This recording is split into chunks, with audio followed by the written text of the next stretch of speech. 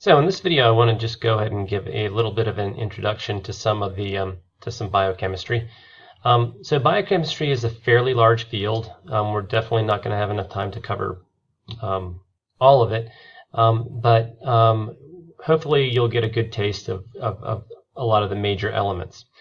All right. So one of the things that will help to make biochemistry a little simpler is that there's only a handful of major types of molecules that you're going to find in biomolecules. All right. And first of all, biochemistry is just, in general, it's just a branch of chemistry that deals specifically with the type of chemistry that you would see in living organisms. All right. So a lot of these major types of molecules you've probably heard of before: proteins, carbohydrates, nucleotides, which is sometimes referred to as nucleic acids, which is going to be DNA, RNA, lipids, which pretty much the most common type of lipid is fat, and a lot of times people associate lipids with just fat. But there are a couple other different types of lipids, and another branch called coenzymes, but we're not going to go into the structure of those because it's kind of a miscellaneous branch. All right. So first of all, let's start this off by talking about proteins. All right. And what proteins are essentially chains of amino acids which are linked together. All right.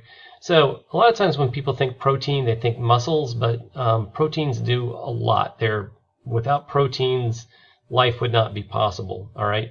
One of the things that they do is that they're the building blocks of most enzymes. All right. And enzymes are the molecules that catalyze biochemical reactions. All right. There's tons of different uses for proteins, but let's go into the structure of how these work. So first of all, we use this term amino acids, and a lot of times when people say amino acids, what they are referring to is actually natural amino acids. All right. There are some things called artificial amino acids, but you would never find those in a protein, for example. All right. So in living systems, there are about 20 different types, literally 20 different molecules of different amino acids. All right. And you can find a list of all these amino acids in 33-2 of your data booklet. And some of these might sound familiar, right? Glycine, aspartic acid, alanine, all right? And these show the structures right here. I'm going to show you the structures in just a second, hopefully in a way that'll make them seem a little bit less intimidating.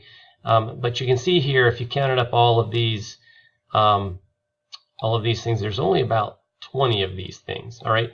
Each amino acid has its own little abbreviation. So this right here is a structure of alanine, but it's often abbreviated ALA. And we're going to use that abbreviation actually when you're drawing proteins, because a lot of times you'll just use a string of the abbreviations to stand for a protein instead of drawing the structure. All right. We'll also talk about what this thing isoelectric point means in just a little bit. All right. So one thing about amino acids, and they don't show this in your data booklet, is that all amino acids are chiral molecules. All right. If you take a look at this carbon right here in alanine, you'll notice that there's 4 different groups. There's this methyl group. There is an NH2 right here. This right here. This is a carboxylic acid.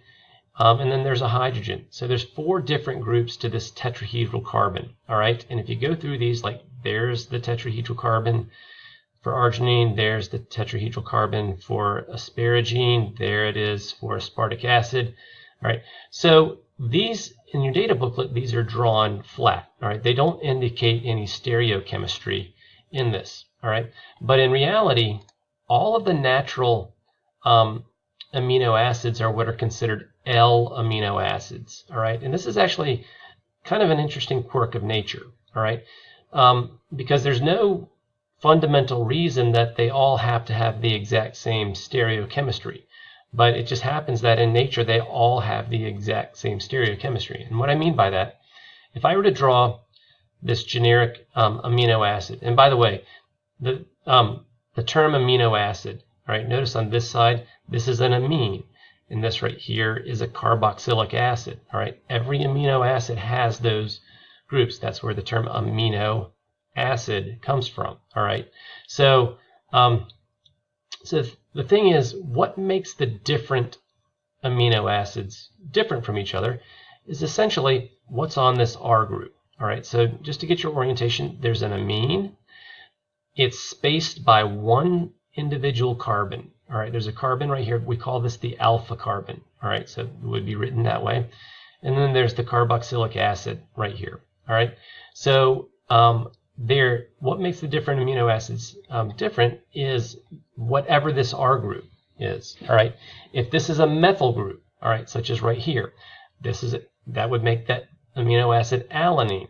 All right, if it's got a CH2 and then a phenyl group like CH2 phenyl group, that makes it phenylalanine. All right, and what is meant by L amino acid is that if drawn in this particular way, so that this is a downward angle, all right, your R group would be going back. All right, and this might make it a little bit confusing, but like we could have drawn, instead of this thing going downward like this, we could have drawn it going upwards like this. All right, so let me step back for a second.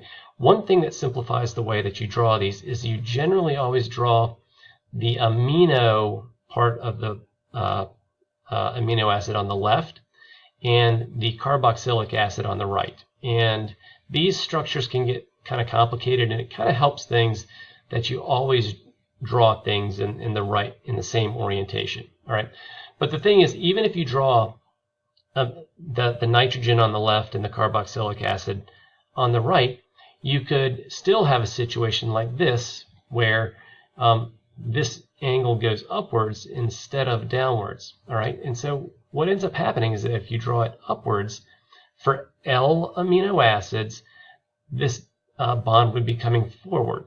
All right, so these are both L amino acids, and the difference between whether it's drawn back or whether you draw it coming forward has to do with whether this carbon is angled upwards or downwards. All right, and the more you do this, the more you'll get kind of used to this. All right, so again, the nitrogen, the amino side of this is generally called the N-terminus. All right, and that's generally drawn on the left. The carboxylic acid side is called the C-terminus, and that's generally on the right.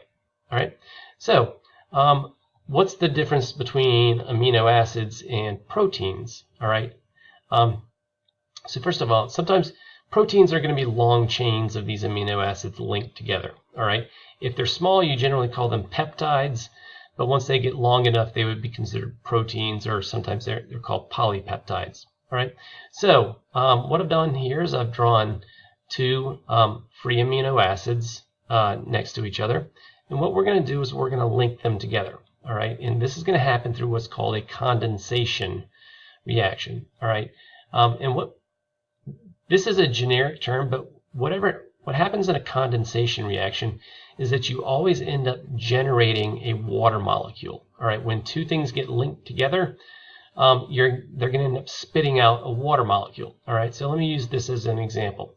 All right, this amine on serine is going to link up with this carboxylic acid of valine to make an amide. All right, and I've shown that amide right here. All right, so notice that there's a couple things missing. All right, when you make the amide. All right, so first of all, we had an OH, which is part.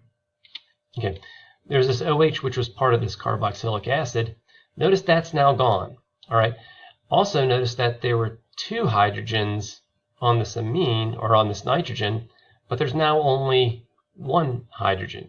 All right, so when these when two amino acids link up to form a chain, all right, you end up having to spit out a water molecule. All right, notice OH from the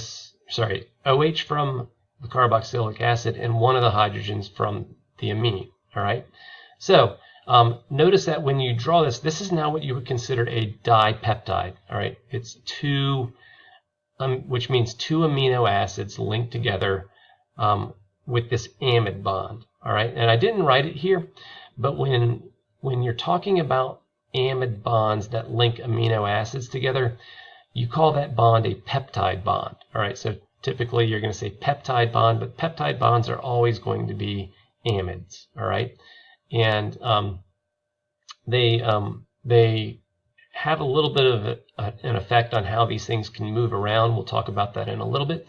But notice when I've drawn this, I've still drawn the nitrogen on the left side, all right, and the carboxylic acid of serine on the far right. So with amino acids, when you link a bunch of them together, you're only going to have one amine. All right, the only free amine is going to be the one on the far left. All right, and the reason for that is the amine that was part of the free amino acid is no longer an amine when it's part of the peptide or the dipeptide, or for proteins it would be a polypeptide, because this is now an amide. It's not an amine anymore. All right, but notice that like you on the right side, you still have a free carboxylic acid. So whatever that farthest right carboxylic amino acid is, will still have a carboxylic acid, and whatever that furthest left amino acid will still have a free amine. All right, and you always do the amines on the left and the carboxylic acids on the right. All right, so one thing about this, when amino acids can be, average proteins are about 400 amino acids long. All right, so the idea of drawing, this is just two of them right here. Imagine how complicated, putting 400 of these would be. All right, so typically when you're talking about structure, instead of drawing structures, you're going to use little abbreviations. All right, so this is histidine, glycine, phenylalanine. I believe that's tryptophan. This would be isoleucine.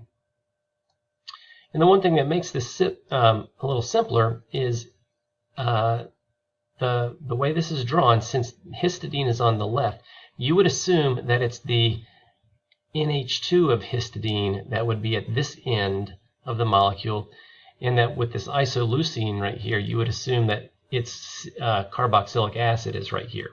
All right, so that generates a very predictable way that these are going to link together.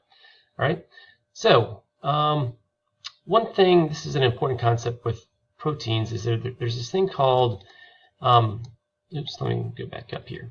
All right, so the next topic is levels of structures of proteins, and so this is a fairly, I want to go ahead and do that in a separate video so that it's all on the same video.